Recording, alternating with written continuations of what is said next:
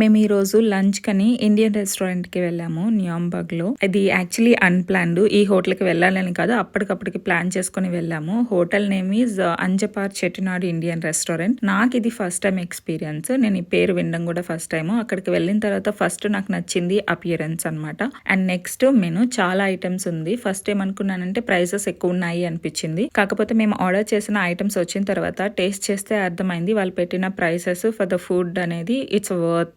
ఎందుకంటే taste is like really మీరు ఇండియాలో ఉన్న రెస్టారెంట్ లో తిన్నారు అన్నట్టుంది. ఇంకా మేము ఆర్డర్ పెట్టిన ఐటమ్స్ వచ్చేసి mango lessee, baby corn pepper, chicken biryani, Indian thali. అన్ని ఐటమ్స్ టేస్ట్ వైస్ చాలా బాగున్నాయి. Especially this baby corn pepper. And quantity వచ్చేసరికి నిజంగా వర్త్ అనిపించింది. నాకైతే ఫుల్ఫిల్ అయిపోయింది.